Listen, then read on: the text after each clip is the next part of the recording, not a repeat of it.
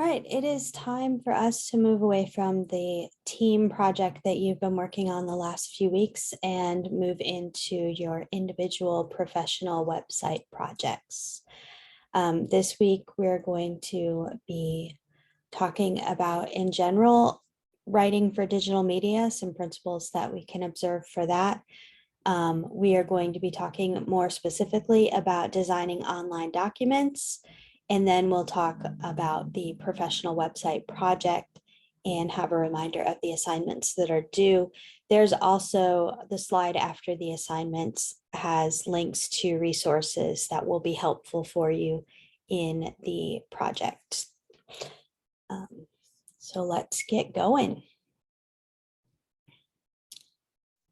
So this first section, writing for digital media, is kind of short, but it is an overview of the general principles that we would want to observe when creating online or writing for online spaces, digital spaces. For our purposes, we're going to go ahead and talk about this in terms of the rhetorical situation for the website project. You may have other purposes and audiences and contexts in other writing you would do for digital media. But just to give this a little more shape than being completely open, we're going to go ahead and talk about it within this rhetorical situation. And since this rhetorical situation is going to come up later, we're not really going to go over it right now, but you can look at this slide later, and this information is repeated in the website section. One thing you do want to keep in mind here is just keep things simple. That's your first your first action statement here really is keep it simple. Your tone, you want to create an upbeat, conversational, personable tone. This is going to give you a little more life, give your words more life, because in digital spaces, if we're talking about a website like we are for your professional website, the most people are going to interact with you is through your words on a page. So the more personality you can give that, the better. You want to not sound cold. You want to not sound robotic. You want to be upbeat. You want to be conversational. At the same time, even though you're having a somewhat informal style, you still want to be professional. This is a professional website. So you want to avoid a lot of jargon, avoid cliches, definitely avoid slang. So you still want to sound professional. You still want to sound like you can put complete sentences together and make sense and use strong vocabulary, and that you just don't want it to be too formal where you don't sound like a human, you sound more like a computer or a robot, and you don't want it to be very informal so that you lose that professionalism. You want to be clear and concise in your language, which means you do not want to have extra words cluttering up your pages. You're not trying to fool your professor into thinking you can write a 1,500-word essay by padding it with all kinds of extra words. You want it to be straight and to the point. People who are on these sites, especially these professional sites, do not want to have to wade through a bunch of extra stuff just to get to the actual information that you're providing. You want to use strong action verbs. And that goes for any technical writing that you do. You want to have strong action verbs. That helps with the clear and concise style. It helps with bringing things more to life, making them more personable, more relatable, and it just sounds more professional. While you want to keep it simple, you also want to make it visual. This is the other big action statement that you want to keep in mind here. Make it visual. Visuals, the right visuals, using the right visuals in the right places can do many things And some of those things are attract the viewer's attention, make them want to do whatever it is you want them to do, to take the action you want them to take. They can activate emotion. Ideally, you want people to feel good about working with you. So activate emotion through well-chosen, well-placed visuals. They can save words. So things that would take paragraphs to describe can be visually represented much more easily. Think back to the proposal that you all did and the plan, the timeline of work. And you were asked to make that visual, and you had 3 different suggestions of ways you could do that. That saves a lot of trying to explain how the workflow is going to go. Visuals can create reality. So a lot of times when you're looking at all these web pages with all these words and all these words and all these words, you get lost in there and you start to think of like, this is not real life. Bringing in images, the right images in the right places can bring us into this reality and say, oh yeah, this is real life. This is a real person. This is a real product, idea, service, whatever. And then, those images can make an impact, and they can also symbolize ideas and help with that show, don't tell mindset that many of us have been given in our composition classes, especially our early composition classes, whether at the college level or before, where we're told show, don't tell, trying to use like descriptive language in that, which in technical writing, you have to use more minimalistic views of descriptive language, because you're trying to be straight and clear and concise and to the point. So using good imagery can help with that show, don't tell aspect. Right.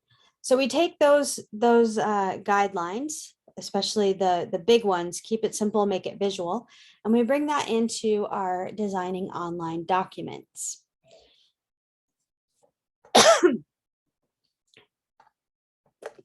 The website overall is a large online document. And within that website, you have several pages, which are in and of themselves online documents. And then you will have other documents that you will be adding in, other elements that you'll add into those pages. And so you're going to have several online documents that you're going to be designing. And we need to observe these 7 principles of design as much as possible when we are working in digital media, digital spaces. So here are the overview of the 7 principles, and then we're going to talk about each one more individually. So use design to emphasize important information. The important information should be clear. Create informative headers and footers. Help readers navigate the document. Include extra features your readers might need. Help readers connect with others. Design for accessibility. Design for multicultural audiences. When you go to emphasize important information, you have to decide what information is essential. You need to create clear, informative headings.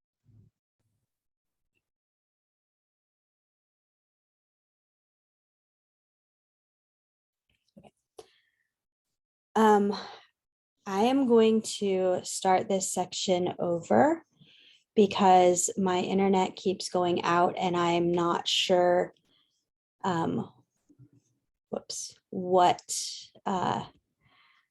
cut out, and this is the 3rd time I've tried to record this video. So I'm just going to go back to designing online documents. I apologize for glitching. I apologize if this is a repeat of what's already in this video. But yeah, I don't know what's going on, but that is the 3rd time that the internet has cut out. So bear with me, please. All right, so designing online documents. We're going to go back to that. We're going to talk about the fact that your website as a whole, you can think of as an online document. And then within that website, you have several pages, which of themselves are online documents. And so that's where we are right now. We're taking those general principles of keep it simple and make it visual, and we're going to apply them more specifically to these online documents.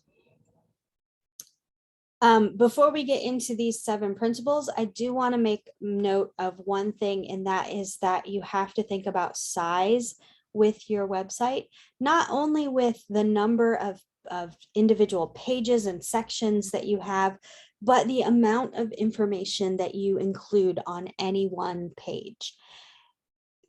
Go with that keep it simple idea, and think also of keep it smaller or more manageable.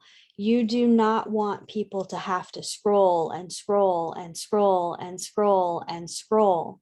Look for the ways that you can break things up, that you can facilitate navigation without having to scroll so much. And maybe that means you have more pages and you have more buttons that people can choose to press in order to move from one page to another. But you can have some scrolling, you just don't want a lot of it. So think about, in terms of size, how much information you want to present at one time and on one page. And then when you do think about that, you want to come to these 7 principles of design. So we have use design to emphasize important information, create informative headers and footers, help readers navigate the document, include extra features your readers might need, help readers connect with others, design for accessibility, and design for multicultural audiences. We're going to talk about each one of those, but those are your 7 principles that you want to keep in mind. So the first one is emphasize important information. The first thing you have to do then is decide what information is essential for your readers. Once you know what information is essential, you can create clear and informative headings and labels. And those headings and labels are going to appear in places like any buttons you have, navigational buttons, any tabs, or other navigational features that you might include. And we will be talking about some of those navigational features a little bit later. You are going to want to use logical patterns of organization. So that can include things like your headings. That can also include things like your, excuse me, like lists and things like that. But you also have to implement principles of proximity, alignment, repetition, and contrast. So proximity, what pieces of information need to be near each other? Think in terms of, say you have text and you have a graphic that goes with that text.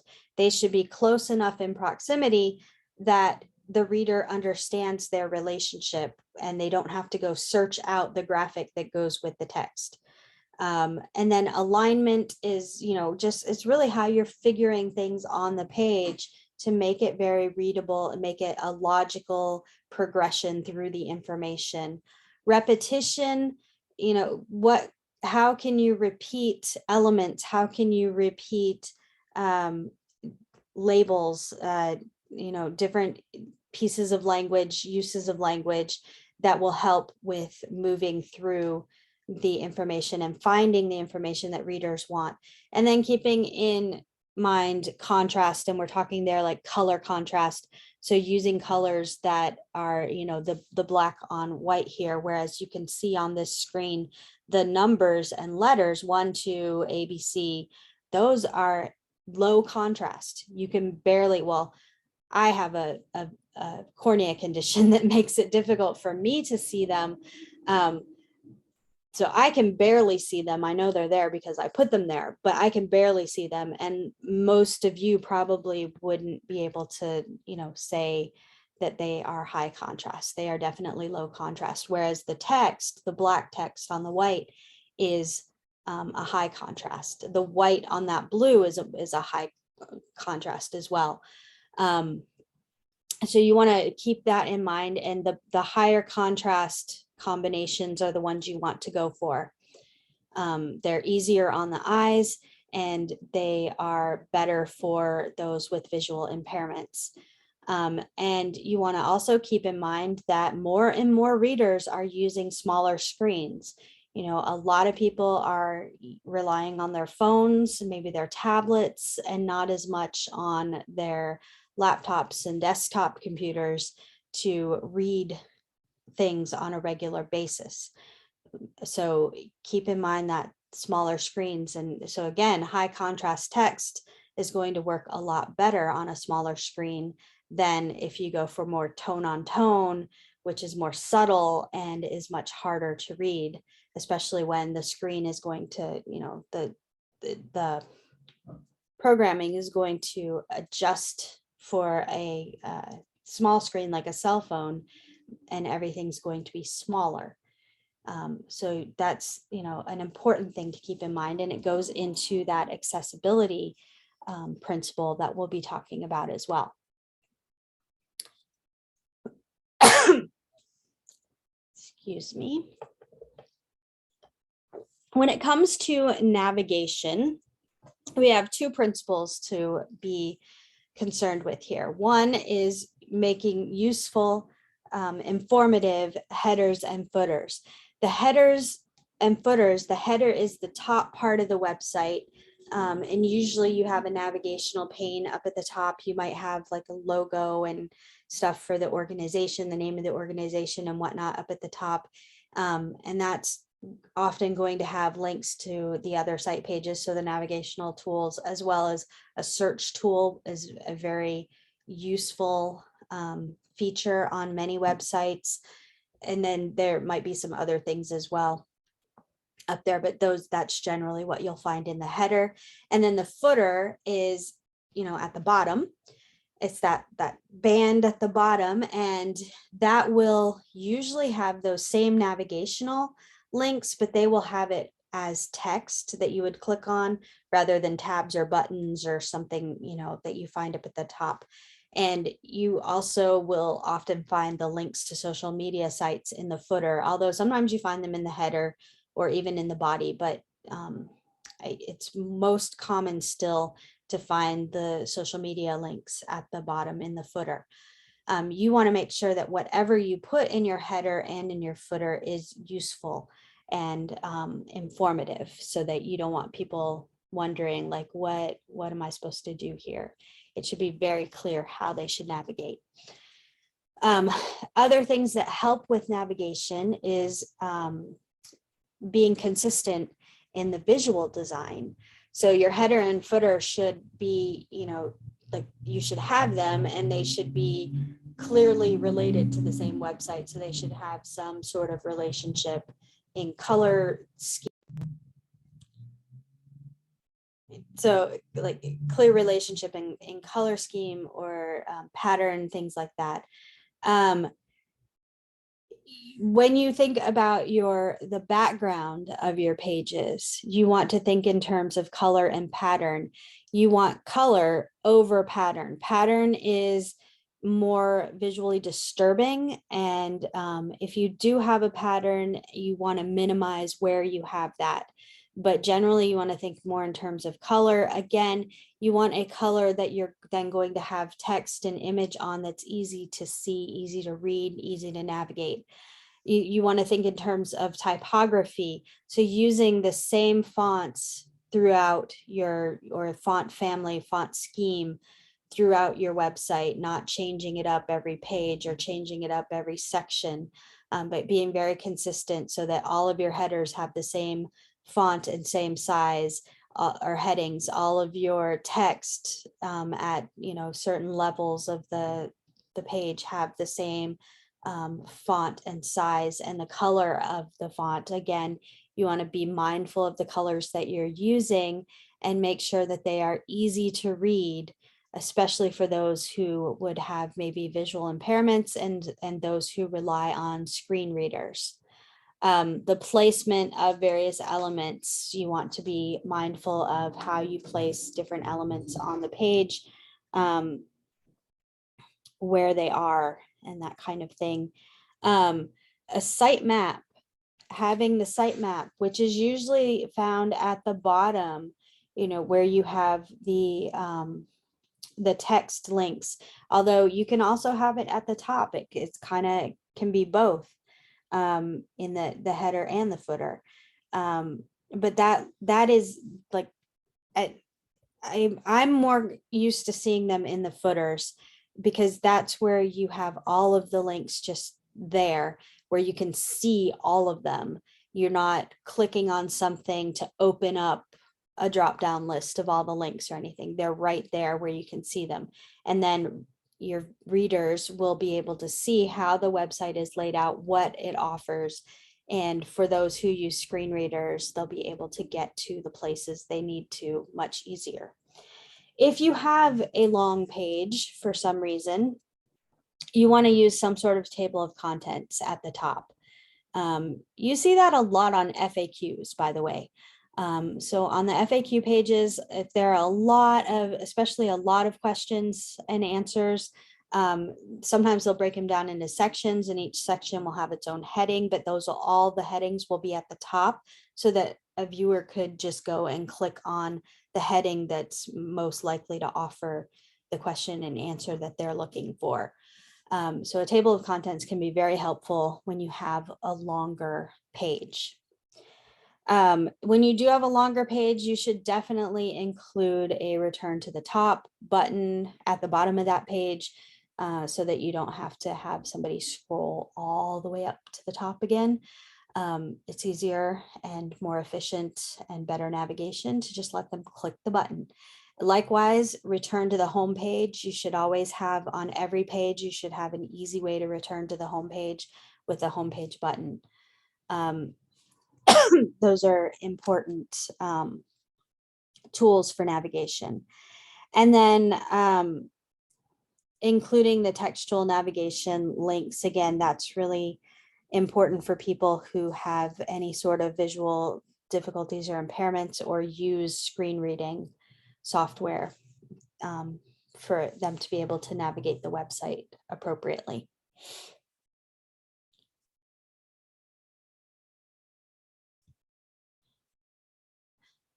Okay. You also want to try to include extra features that your readers might need. Those can include things like an FAQ page, a search page. For some websites are so extensive and they have so much information in them that having a dedicated search page is an important part of the website. For your professional websites, that's not necessarily going to be needed to have a whole search page, but these are just some of the features that could be useful. Resource links. So a lot of sites, organizational sites, will have links to other organizations or other resources that can be helpful to people on that site. A printable version of your site might be important.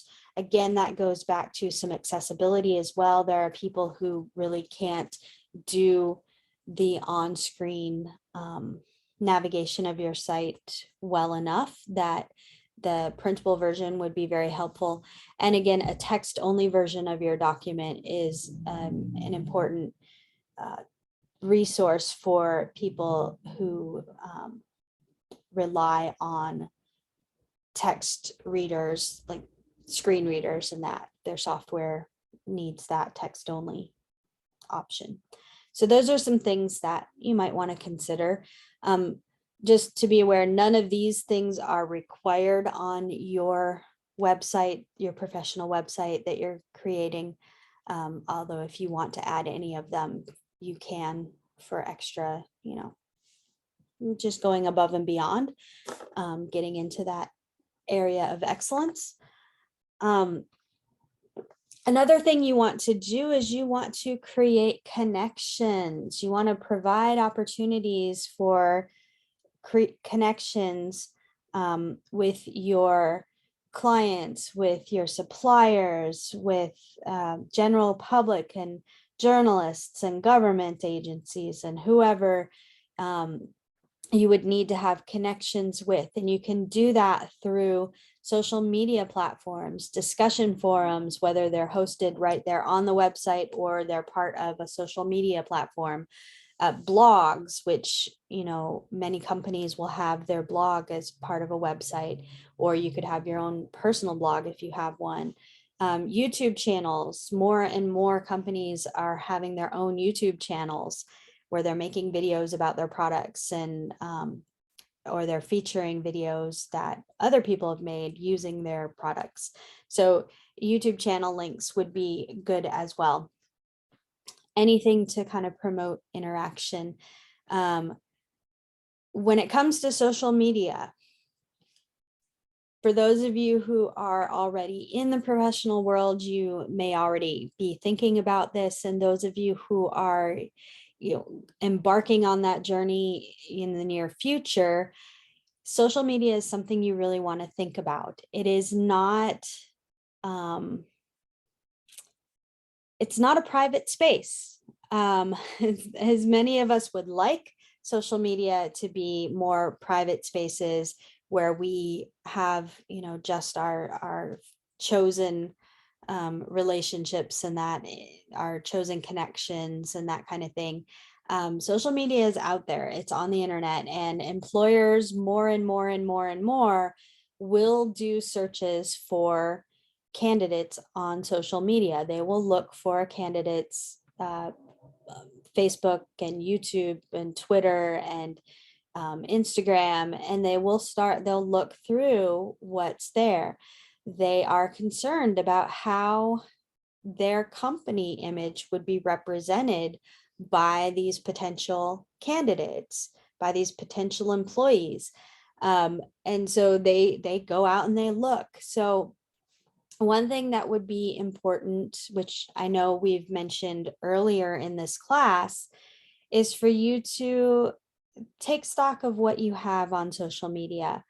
And if it's associated with your real first and last name that you'll be using on resumes and jobs and that kind of thing, maybe you want to change the name so that it's not associated with you. Maybe you want to lock up, take down certain posts or images, videos, or whatnot. Things that might stand in the way of you being taken seriously as a candidate.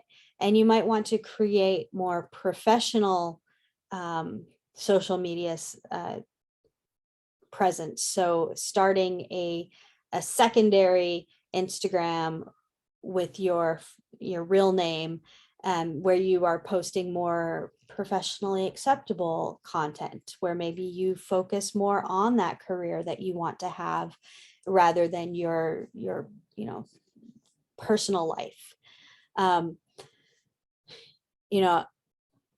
Regardless of how anyone feels about it, social media is being used to vet different candidates and to help determine who gets an interview and who doesn't, who gets a job offer and who doesn't. So this would be a good time to just kind of take stock of what you have out there and maybe make some changes if necessary. Yeah, and I don't want to say too much more about that, but just a little heads up, maybe. All right, so accessibility. We have been talking about accessibility. There's the general accessibility. Can anyone access this site? How can they access this site?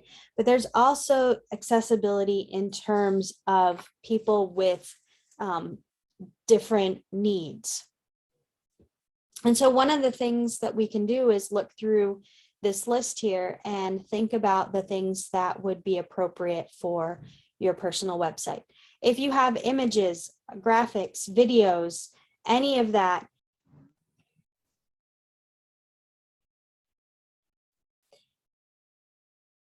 if you have images, graphics, videos, any of that, you want to provide alternative text. Alternative text is a textual alternative to non-text content, such as the graphics and web pages. It's especially helpful for people who are blind or rely on screen readers or have other visual impairments than just blindness, to read the content of the website. You know, the screen readers can read that alternative text to them.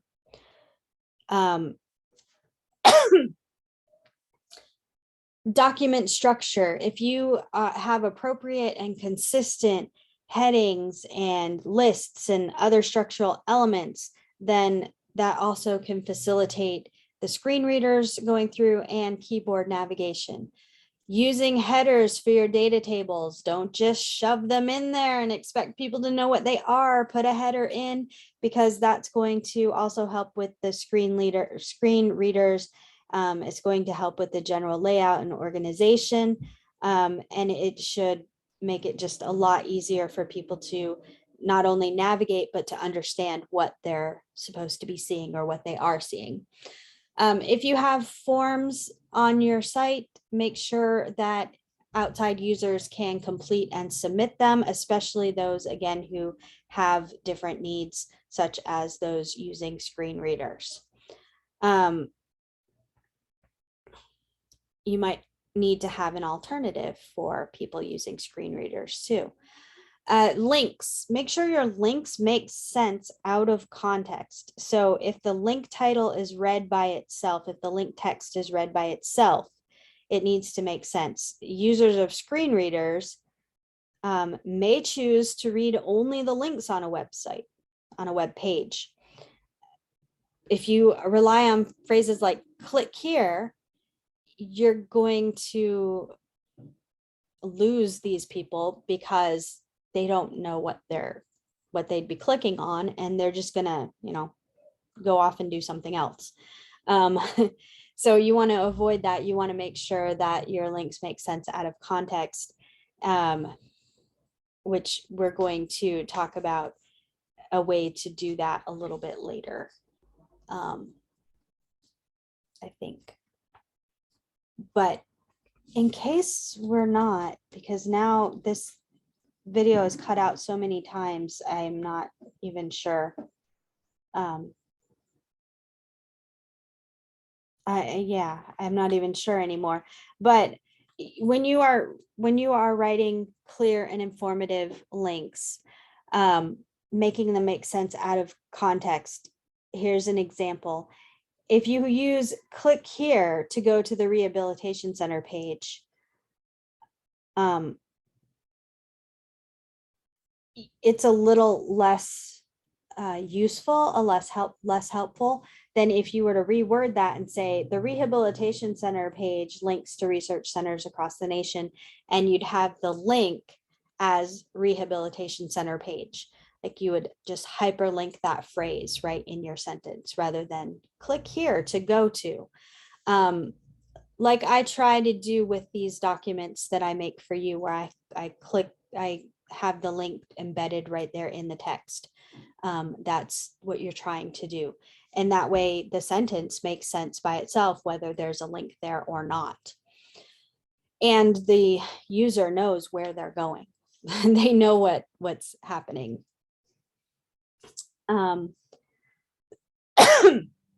Excuse me. All right. Captions and transcripts. When you have images, you have videos, graphics, anything like that, you should always have a caption that tells what this image is. That's helpful for everyone. And then transcripts are helpful if you have a video providing a transcript of the video, what's happening and who's saying what, or if you have an audio like a podcast embedded in or something, having a transcript of that as well. That is important for those, again, with particular needs. The hearing impaired, for one, would really benefit from captions, well, from transcripts, and everyone benefits from captions. And a lot of us just like to read the transcript as we listen to things. So, that's going to be helpful for a lot of people. The accessibility of non-HTML content. If you have PDF documents or other documents that you are adding to your website, you need to make sure that they are as accessible as possible. And if you can't make sure that they are accessible, and not just that people can click on them and open them, but that they have all of the same accessibility features that we're talking about here, then you should just try to make it HTML, meaning that you put the text right there in the website itself, following all of these principles of accessibility and design that we've been talking about. I will say that, for example, last winter, I had one person who the website itself was beautiful, but it wasn't really very functional because every item that this person had on this website was a Word document that had to be downloaded and then opened. And then you read the Word document, which is not writing for digital media, first of all, and second of all, is not very smooth, not very helpful when it comes to accessibility and navigation and all of that, and efficiency. So you want to keep that in mind as well. Is this something that has to be a PDF document? Or are you just trying to take the easy way out of having to put text in your website? Because you could have a very beautiful website, but if it doesn't function well, it's not a useful website, which means it doesn't meet the user's needs, the reader's needs. Skip repetitive elements. So users need to be able to skip repetitive elements on the page. They should be able to skip navigation or other elements that repeat on every page. So skip to main content, skip navigation link at the top of the page would be good, so that people can jump to, to the main content of the page. I'm trying to think of a really good example for that. But I know that there are many times when I get stuck on a website that I keep thinking, why do I have to keep going back through this same thing to get to where I want to be? And I think there's like a lot of online shopping that's like that, actually, that's very annoying. Trying to think of, there was a site I was on just the other day that was doing that, and it was really annoying. And I finally just quit looking at it, even though it had the stuff that I wanted to look at. I just got so annoyed by having to repeat steps in order to get back to the place that I was. So yeah. Another thing you want to do for accessibility is to avoid relying on color alone. So don't just think, okay, I'm going to go very minimalistic on this, and I'm going to have green buttons for this and red buttons for that. And everyone's just going to know that the green buttons mean X and the red buttons mean Y. And, that's fine, because people who are colorblind might not be able to see one or both of those colors to know which one is which. People who have other visual impairments that rely on screen readers are not going to know what that means. The screen reader is just going to say button, and it might say red button, but it's not going to know what you're supposed to do with that. So you can't just rely on color. And you also have to think about the fact that what you may associate with certain colors, maybe that's common in your community, but is not common globally. And part of being accessible is being accessible to more global audiences. You want clear, easy to read content. So the content has to be clearly written, and it just has to be easy to read with the fonts that are used and the headings and the lists and all of that. And then you want to design to standards such as HTML, which is really the best the most robust kind of standards to use. So design to the standards of what you're using.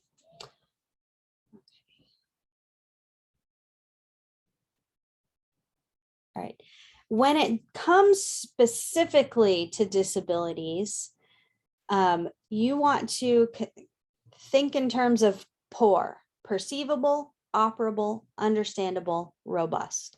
So all of these accessibility principles that we've already talked about do fit into this perceivable, operable, understandable, robust idea. And so perceivable means content is available to the senses, vision and hearing primarily, either through the browser or through assistive technologies like screen readers and enlargers. Operable means that users can interact with all controls and interactive elements using either a mouse, a keyboard, or an assistive device. Understandable means the content is clear and limits confusion and ambiguity. And robust means that a wide range of technologies, including old and new user agents and assistive technologies, can access the content. So those are things that you want to bear in mind anytime you are creating digital media.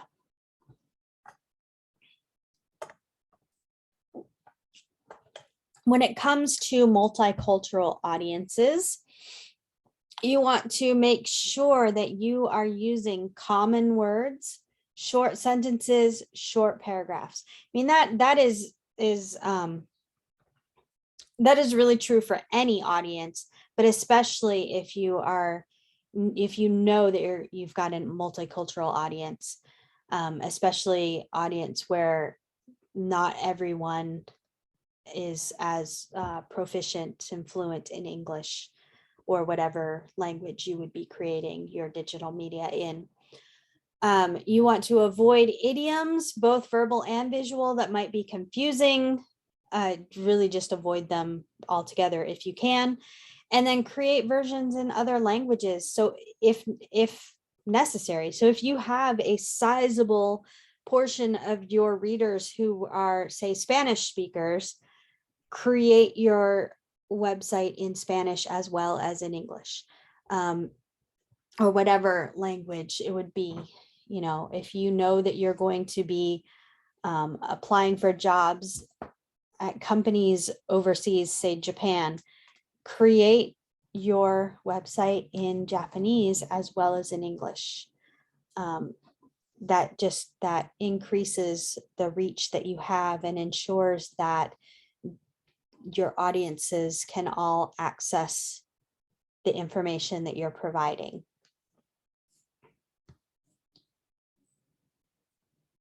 Okay, so those are the big guidelines for just all digital media, your website in general. And when you're looking at individual pages, you want to design a simple site with a simple background. You want to use more conservative color combinations. Again, this is a professional site, so using those more conservative color combinations that provide that high contrast would be the best. So the greater the contrast between the text color and the background, the more legible the text is. And the most legible combination is black text against white background. And while some of us might really like the combination, using black text on a purple background is a really bad idea. There's not enough contrast. So really thinking in terms of contrast. If you're not using a white background, what color text will contrast well with the background that you've chosen, and make sure that you have that checked by other people. Avoid decorative graphics. And that means don't put a whole bunch of just graphics on there just to make it look pretty. Every image, every graphic, every chart, every whatever that you include on your page needs to be useful. It needs to be informative. It needs to connect to the text directly. And when you do use graphics, try using thumbnail graphics instead of full size, and allow people to have the opportunity to click to enlarge a graphic. Some of you noted this when it came to the GRCC website when I had you, that I think that was the very first team assignment, was analyzing the GRCC website. And some of you did note that the images that are used are really large and take a long time loading. And then sometimes other features don't load the way that they should on the homepage. And I personally find the GRCC homepage a pain. I don't like it. I don't like how slow it is to load. I don't like that this image is like right there in your face and you have to search for the text information that you need. And I use it on my phone, on my laptop, and I also have a larger screen, a larger TV monitor thing that I use as well. So I've looked at it in different sizes, and it's just, I don't like it. So you want to, use the thumbnail graphics because they will load better, and you can always make them clickable so that people can enlarge them. It also uses less data.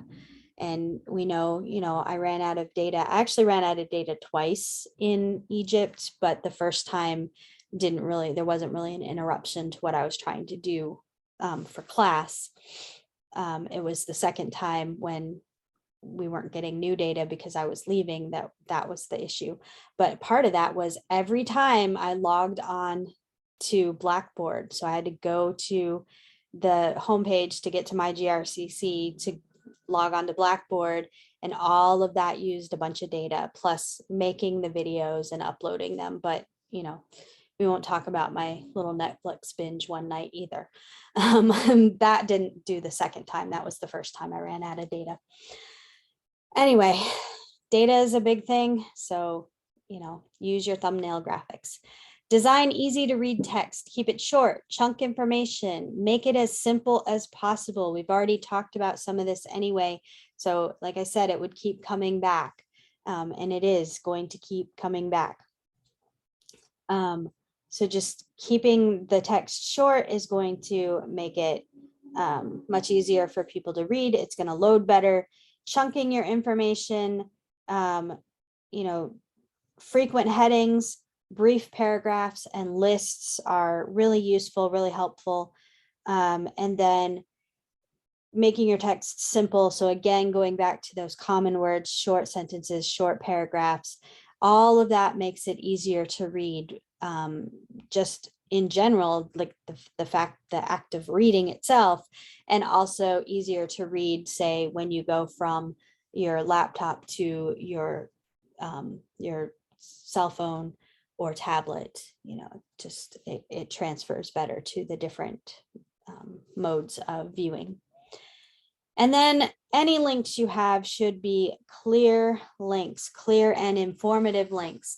And okay, so this did come back. We did talk about this briefly, but writing your sentence so that you're not using those phrases like click here or for more information, but that you are making the important text itself the hyperlink.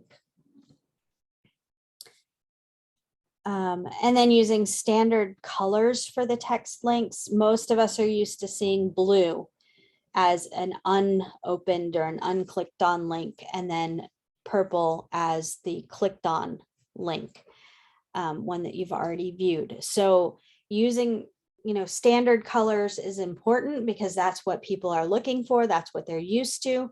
So don't really deviate from that unless you absolutely have to.